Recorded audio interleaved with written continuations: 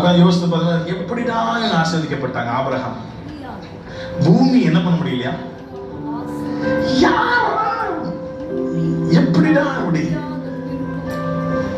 எங்க சர்ச்லயும் அப்படிதான். எங்க சர்ச் பில்டிங் கட்டணும், கிட்டத்தட்ட 2 கோடி தேவைப்பட்டுச்சு. எங்க கையில வெறும் 10 lakhs. அந்த நேரத்துல நான் ஆண்டவரை நோக்கி பார்க்க, ஆண்டவரே இப்ப சர்ச்சை கட்டணுமே, நீங்க கட்டுன்னு சொல்றீங்க, எங்களுக்கு எப்படி 200 கோடிக்கு நாங்க எங்க போவோம்? தசமம் கூட கையில இல்லையே. அப்படி நினைக்கும் போது ஆண்டவர் எங்களுக்கு ஒரு சம்பவத்தை ஞாபகப்படுத்தினார். பாஸ்டருக்கு ஆண்டவர் திருவுளம் பற்றினார். சொன்னார், பாத்திரம் இருக்கிற வரைக்கும் எண்ணெய் வந்தது, அதனால பில்டிங் கட்டி முடிக்கிற வரைக்கும் பணம் வரும்.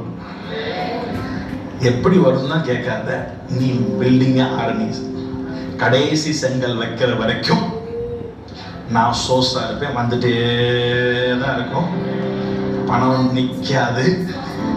நாங்க பயங்கரமா பிளான் பண்ணோம். என்ன பிளான் பண்ணோம்னா பயங்கர பிளான். நேற்று கூட கார்ல சொல்லிட்டு இருந்தேன், எங்க சர்ச் பார்க்கிங் ஏரியாவில் அப்பார்ட்மெண்ட்டை கட்டி அதுல இருந்து ஒரு 2 கோடி எடுத்து இதுல போட்டுடலாம்.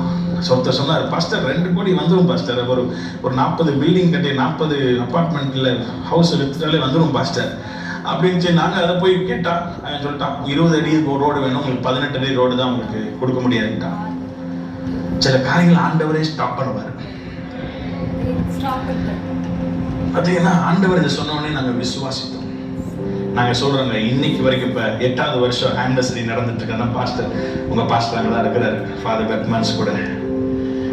இப்போ 12வது ஆனிவர்சரி. இன்னைக்கு வரைக்கும் எங்களுக்கு தெரியாது எப்படி அந்த காசு வந்துச்சு. 2 கோடி இல்லை 4 கோடி வந்துச்சு. என்னங்க ரொம்ப பொறாமையா பார்க்குற மாதிரி, நல்லா கை தட்டுங்க.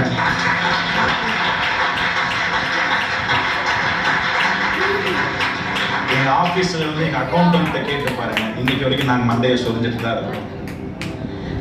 எங்களால எக்ஸ்பிளைன் பண்ண முடியாது, எக்ஸ்பிளைன் பண்ண தெரியல, அதை கிரகிக்க முடியாத அதிசயங்கள். You can't explain it with words. என்னத்த சொல்லுவீங்க? என்னத்த எப்படி சொல்லுவீங்க?